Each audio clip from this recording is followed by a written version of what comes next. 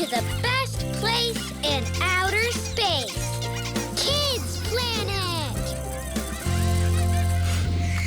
I'm Nova. Are you ready to go on another awesome exploration? There's one thing that all cities in the world have in common. It's something called pop culture, short for the words popular culture. You and I are part of this special world. We helped create it, and we helped make it thrive.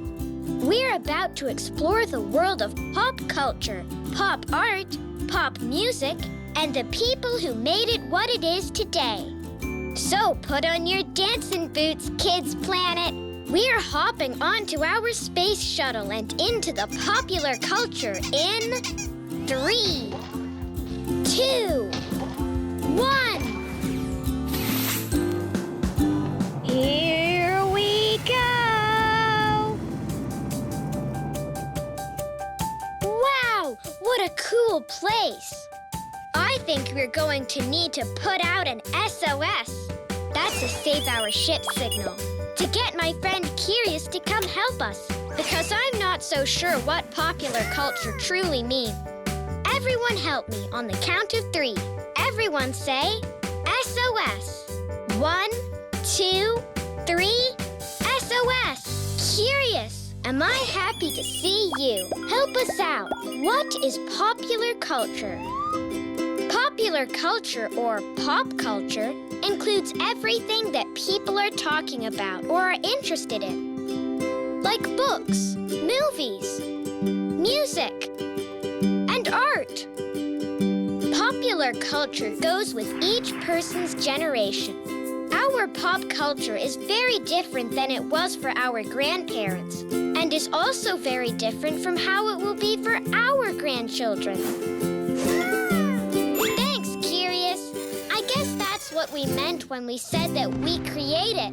It's what we like. What do you think about us taking a trip back in time with a stop in each decade to see how people looked and who were their favorite singers?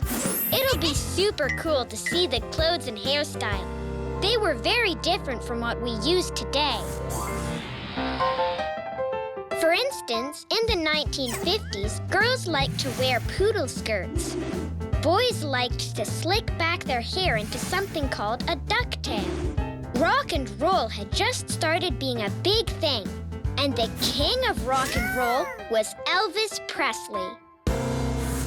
In the 60s, women started to use shorter skirts called miniskirts, and men changed their haircuts to a mop top, which became very popular thanks to a famous band called the Beatles.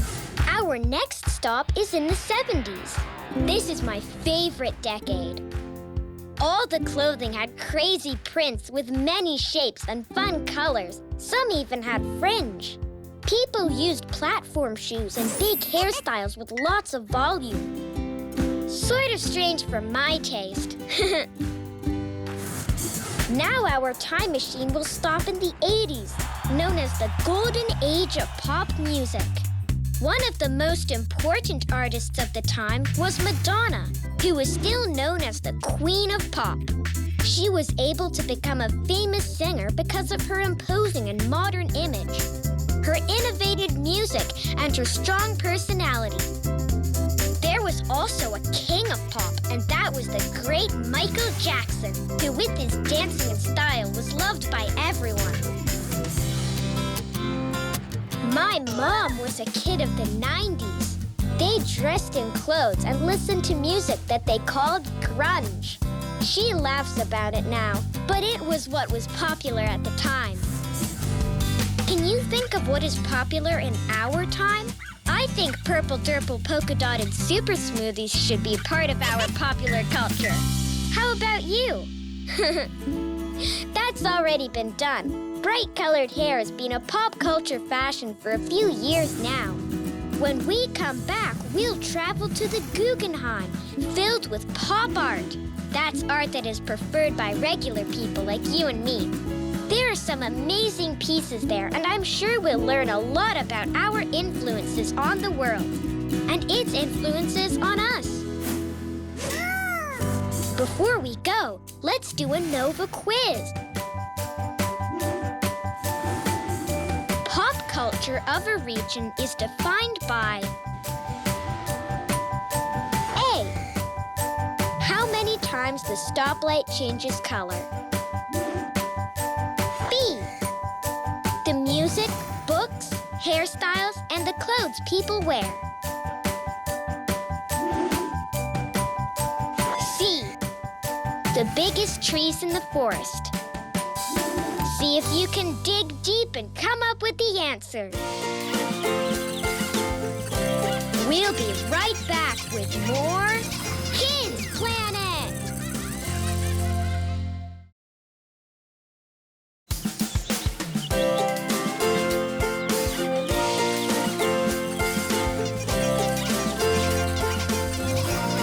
We're back! Well, you've been drinking smoothies. Galaxy Neutron and I have been plotting our route to Manhattan, New York, to go to the famous Guggenheim Art Museum. But before we take off, let's find out the answer to our Nova quiz. Do you remember the question? Pop culture of a region is defined by A. How many times the stoplight changes color? B. The music, books, hairstyles, and the clothes people wear. C. The biggest trees in the forest. If you answered B, the music, books, hairstyles, and the clothes, among other things they use, you're right. All of that forms part of popular culture of a generation. We can see lots of pop art at the Guggenheim. Are you ready to pop into New York? Let's go! Whee! Here we are. The Guggenheim is in itself a work of art. It is one of the most iconic buildings in New York City, and so it's only fitting that it holds several iconic works of pop art. One of the most famous pop artists of all time is Andy Warhol. You can see him here in his self-portrait. Pop art is for fun and was supposed to be opposite to the more serious abstract expressionistic art. But there are many more artists from this genre. Genre means type of art.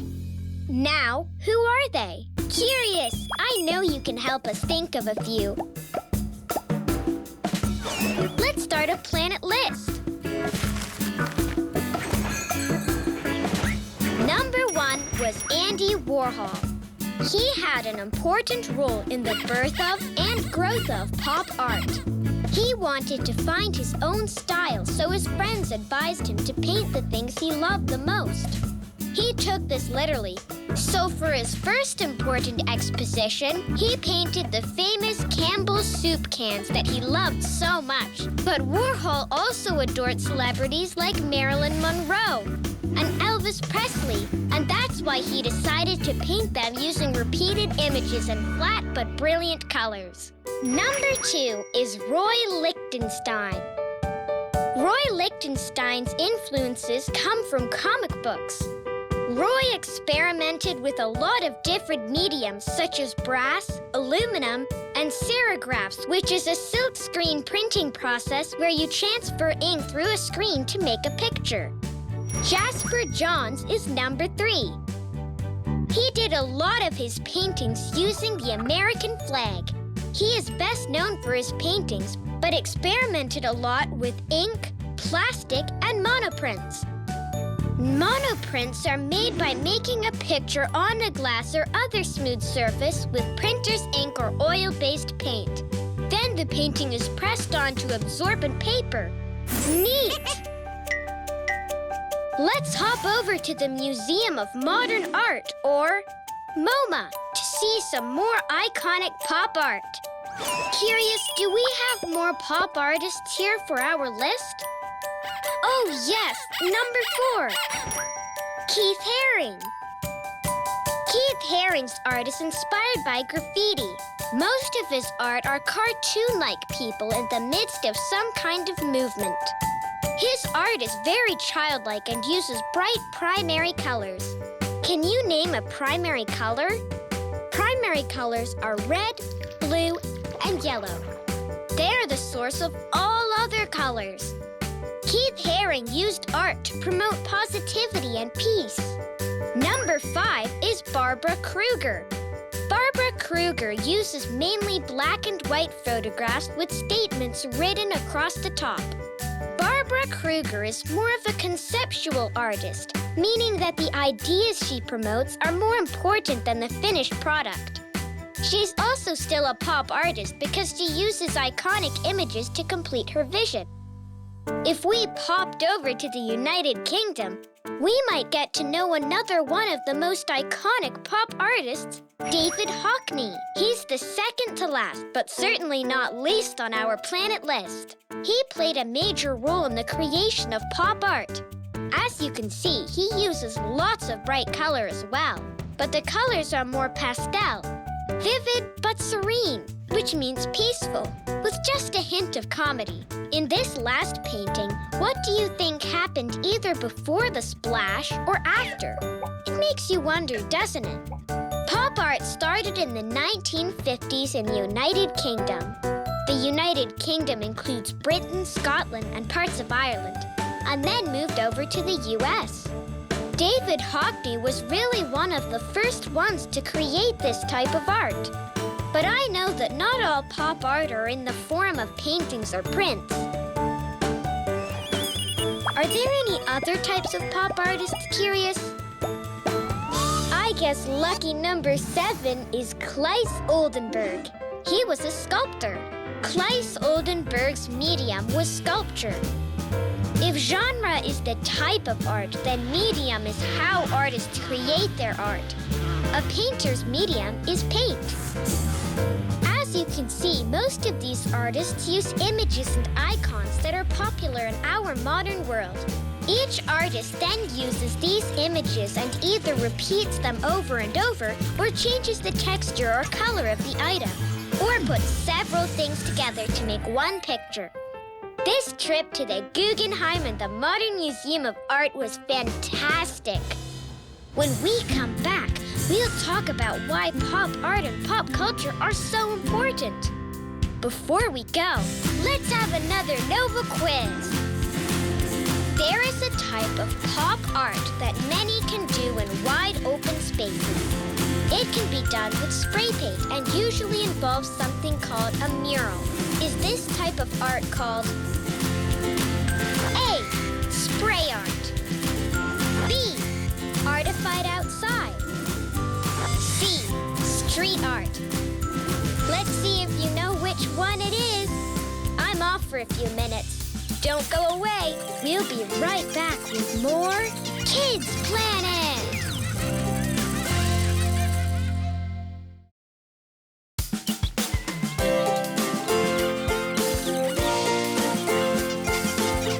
We're back and almost ready for the big unveiling.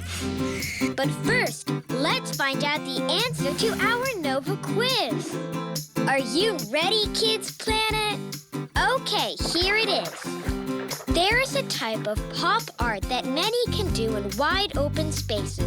It can be done with spray paint and usually involves something called a mural. Is this type of art called A. Spray art, B. Artified outside, C. Street art? Well, spray art might be kind of messy and possibly hard to make a very defined picture. Artified outside isn't a real phrase, but you can do all sorts of painting and photography and drawing outside. So if you said C, street art, you're right. Street art uses all kinds of pop art techniques, and just like pop art, it celebrates everyday objects and normal aspects of life.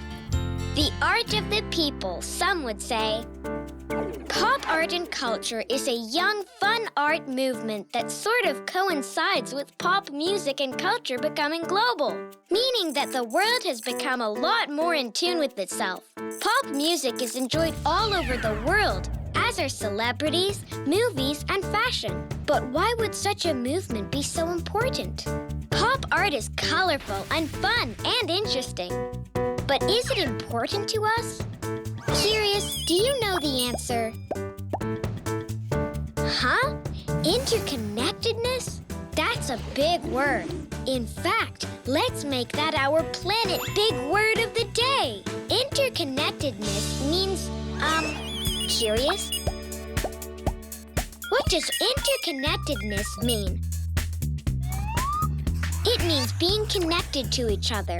So, pop art and culture help us connect to each other? I think because pop art and culture are about normal people enjoying everyday things, these are things we can all relate to and understand. That's interconnectedness. Can you say that with me? Interconnectedness. Whoa, that's a huge word. Is there another reason why it's important, Curious? Does that mean it's accessible? Accessible means that anyone can do it and understand it. You don't have to be an art historian to get its meaning. Although being an art historian would be such a cool job when we grow up. So, because it's the art of the people, all people can enjoy it and understand it and appreciate it. Can you think of examples of pop art or culture from your neighborhood or home? I created my very own piece of pop art on the break. I call it Purple Durple Polka Dotted Super Smoothie in Blue. Want to see it? On the count of 3. 1, 2, 3. See? I took an everyday object, for me of course, and created a giant tribute to it. I painted it blue because sometimes I would really like it to be a blueberry. What would you use to create your masterpiece? Pop art isn't as popular as it once was, but popular culture is alive and well. We all share a common knowledge of movies, TV shows, music, celebrities, and fashion. It is perhaps the common language that connects us in some small way. Pop art was the way to carve into our history those objects and feelings of everyday life. A way to connect us all. You've learned so much and seen so much art that you probably have a virtual Guggenheim in your head. A little museum in your memory where these images are stored. Okay, Curious, let's review what we've learned. 1. What is pop culture? Do you remember? Popular culture, or pop culture, includes everything that regular people are talking about or are interested in, like books, movies, music, and art. 2. Pop culture is very generational. You might hear your grandparents talk about the twist or the jerk. But your parents might talk about grunge music of the 90s. 3. What is pop art? Pop art is an artistic representation using common images. Remember, it is not only in paintings, but also in famous sculptures. 4. One of the most iconic pop artists of all time is Andy Warhol. The movement truly started in Britain in the 1950s, but Andy Warhol is who truly made it popular. Say, that last painting looks like my submarine. 5. At the Guggenheim and the Modern Museum of Art, we learned about a few other great and well-known pop artists. Artists like Roy Lichtenstein, Jasper Johns, Keith Haring, Barbara Kruger, David Hockney, and let's not forget the sculptor Claes Oldenburg. 6. You know these are pop artists because they used images and icons that are popular in our modern world. Each artist then uses these images and either repeats them over and over or changes the texture or color of the item, or puts several things together to make one picture. 7. We know that pop art and pop culture are important because they create a very large feeling. It is also a very large word. Our big word of the day. And that word is interconnectedness. We understand each other because we can relate to these pop culture images and ideas. 8. Pop art can be seen in everything from museums to street art. Finally, the greatest thing about pop culture is that we influence it as much as it influences us. It's collaboration or a team project between the world, you, and me. The works of current artists bring us enthusiasm and delight, and also our enthusiasm for certain music or movies brings on more movies and music of that same type. Our appreciation or not for a particular fashion decides if that fashion will exist for long or not. There is a lot of power in creating things that the world loves and wants, so we must be responsible when we create. We must create things that make good energy. Before we end today's mission, we have to make a quick stop for our interplanet trivia. And we're going to need some help. Why don't we call my big brother Neutron? Yay, Neutron! You're here! We learned a ton about pop culture today. Pop culture is everything people are talking about or anything they're interested in, like books, movies, music, and art. Pop culture is generational, meaning that it changes with time. Our pop culture is very different from our grandparents, and our grandchildren's will be very different from ours. Pop culture is something we create. It's what we like.